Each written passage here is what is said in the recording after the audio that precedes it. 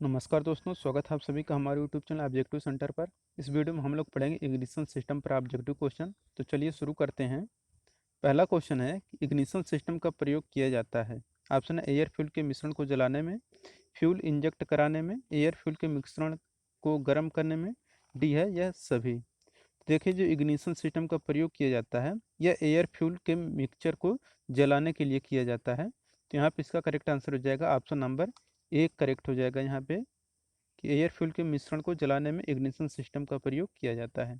दूसरा क्वेश्चन है कि इग्निशन सिस्टम के पार्ट कौन कौन से हैं।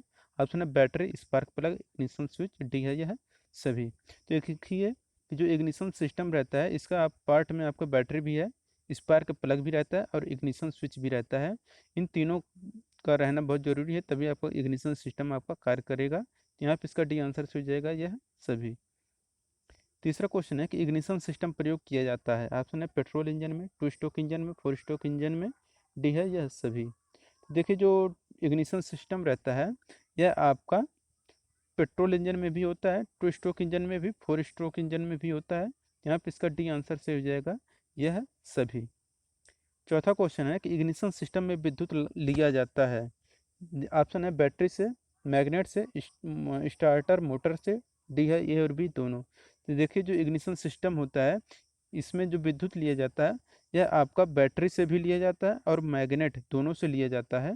तो यहाँ पे इसका डी आंसर से हो जाएगा ए और बी दोनों यहाँ पे करेक्ट हो जाएगा। देखिए, बैटरी इग्निशन सिस्टम और मैग्नेट इग्निशन सिस्टम में होता है क्या, कि जो बैटरी रहता है इसमें बैटरी से हम लोग करंट प्राप्त करते हैं, लेकिन जो मैग्नेट वाला रहता है हम लोग क्या करते हैं, मैग्नेट से करंट प्राप्त करते हैं।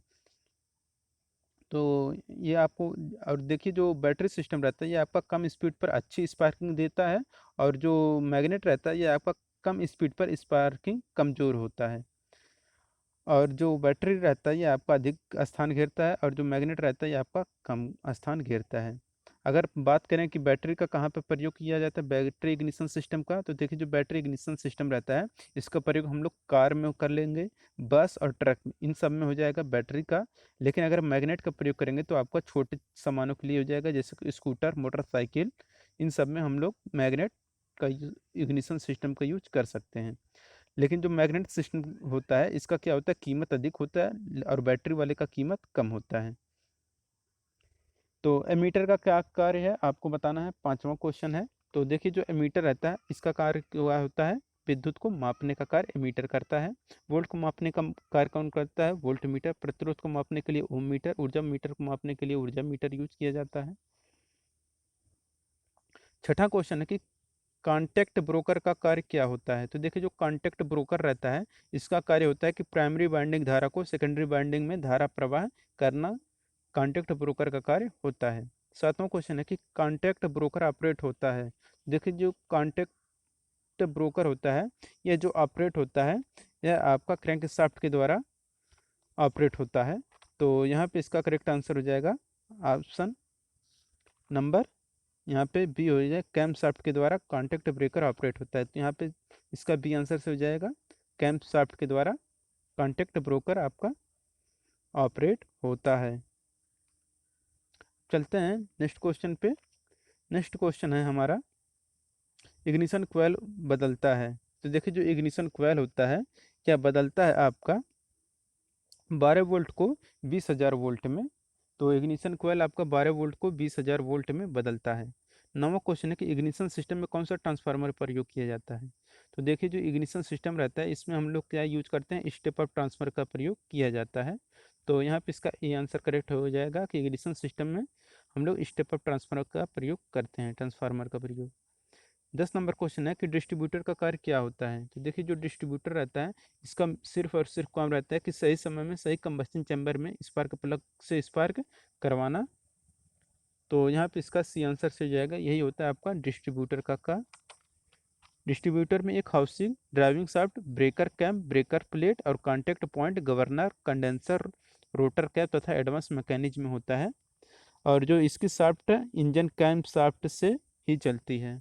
किसके साथ चलता है, कैम्प शाफ्ट से चलता है। अब चलते हैं नेक्स्ट क्वेश्चन में कि स्पार्क प्लग के सेंट्रल इलेक्ट्रोड और ग्राउंड इलेक्ट्रोड में कितना गैप होना चाहिए। देखिए जो स्पार्क प्लग रहता है उसमें सेंट्रल इलेक्ट्रोड और ग्राउंड इलेक्ट्रोड में जो गैप होता है यह मिनिमम से मिनिमम 1 mm का रखना चाहिए। जितना गैप होता है वह आपका 1 mm का गैप होता है। 12 नंबर क्वेश्चन है कि बैटरी की क्षमता को किस में व्यक्त किया जाता है। देखिए जो बैटरी की क्षमता रहती है यह हमारा व्यक्त किया जाता है एम्पियर हावर में। तो यहाँ पे इसका डी आंसर से हो जाएगा एम्पियर हावर, यहाँ पे करेक्ट हो जाएगा एम्पियर हावर।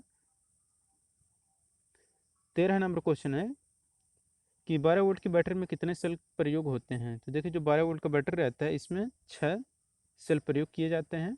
बैटरी में प्रयोग होने वाले सल्फ्यूरिक अम्ल और जल के मिश्रण को क्या कहा जाता है। तो बैटरी में प्रयोग होने वाले सल्फ्यूरिक अम्ल और जो जल रहता है इन दोनों का जो मिश्रण होता है यह कहलाता है इलेक्ट्रोलाइट कहलाता है। यहाँ पे इसका सी आंसर से हो जाएगा इलेक्ट्रोलाइट, यहाँ पे करेक्ट आंसर हो जाएगा इलेक्ट्रोलाइट। 15 नंबर क्वेश्चन है कि स्पार्क प्लग कंबस्शन चैम्बर में लगभग कितने तापमान पर कार्य करना शुरू करता है। Option 1000 degree Celsius, 1500, 4000, 2000। तो स्पार्क प्लग कंबस्शन चैम्बर में 2000 डिग्री सेल्सियस के तापमान पर कार्य करना शुरू करता है।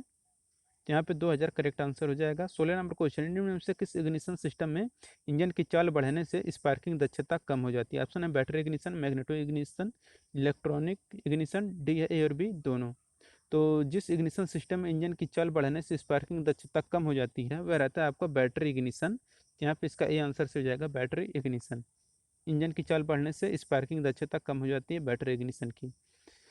17 नंबर क्वेश्चन है कि बैट डिस्ट्रीब्यूटर सहित इग्निशन में प्रत्येक सिलेंडर पर कितने कोयल होते हैं। ऑप्शन 1 2 3 4 है। तो डिस्ट्रीब्यूटर रहित इग्निशन में प्रत्येक सिलेंडर पर 2 कोयल होते हैं। यहाँ पे इसका बी आंसर हो जाएगा 2 कोयल।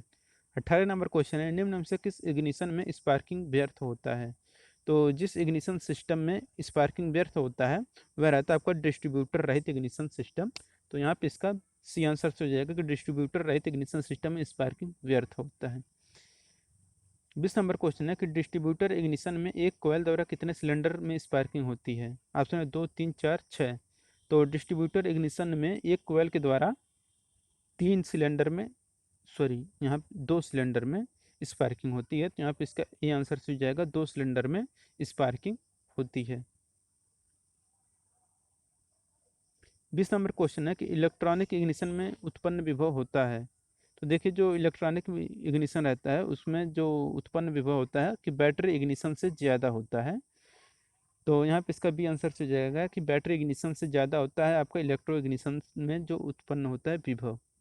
21 नंबर क्वेश्चन है कि मैग्नेटो इग्निशन में विद्युत का स्रोत क्या होता है। तो मैग्नेटो इग्निशन में जो विद्युत का स्रोत होता है वह रहता है आपका चुंबक। चुंबक क्या करता है कि मैग्नेट का कार्य करता है और इसी मैग्नेट के द्वारा क्या होता है विद्युत का स्रोत उत्पन्न होता है। 22 नंबर क्वेश्चन है कि इलेक्ट्रॉनिक इग्निशन में कितना विभव उत्पन्न किया जाता है। ऑप्शन है 2000, 4000, 25,000, 47,000। तो इलेक्ट्रॉनिक इग्निशन में जितना विभव उत्पन्न किया जाता है वह रहता है आपकी 47,000 वोल्ट का विभव उत्पन्न किया जा सकता है इलेक्ट्रॉनिक इग्निशन सिस्टम से।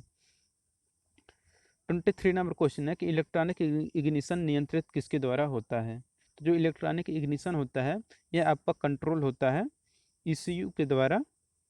तो यहाँ पे इसका ये आंसर से हो जाएगा ईसीयू के द्वारा नियंत्रित होता है।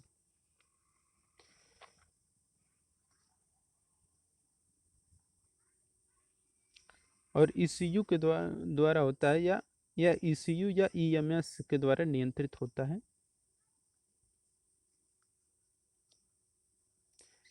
24 नंबर क्वेश्चन है कि डिस्ट्रीब्यूटर रहित इग्निशन कंट्रोल किसके द्वारा होता है। तो देखिए जो डिस्ट्रीब्यूटर रहित इग्निशन कंट्रोल होता है यह आपका ईसीयू के द्वारा कंट्रोल होता है। तो 23 का, सॉरी 24 है ना, 24 का यहाँ पे ईसीयू द्वारा होता है। और जो इलेक्ट्रॉनिक इग्निशन रहता है यह भी आपका ईसीयू के द्वारा होता है।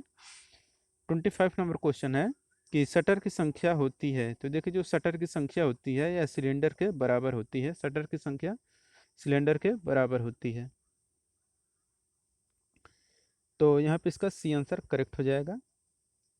और इसके बाद हमारा नेक्स्ट चैप्टर जो रहेगा, जो भी रहेगा वो आपको बता दिया जाएगा। और आप लोग लाइव आना मत भूलिएगा। सब लोग वीडियो को क्या करिए शेयर कर दीजिए जितने लोग लाइव देख रहे हैं। वीडियो अगर अच्छा लगा हो तो वीडियो को लाइक कर दीजिए। जिन लोगों ने वीडियो को शेयर नहीं किया वो लोग वीडियो को शेयर कर दें। मिलते हैं नेक्स्ट वीडियो के साथ। Thank you.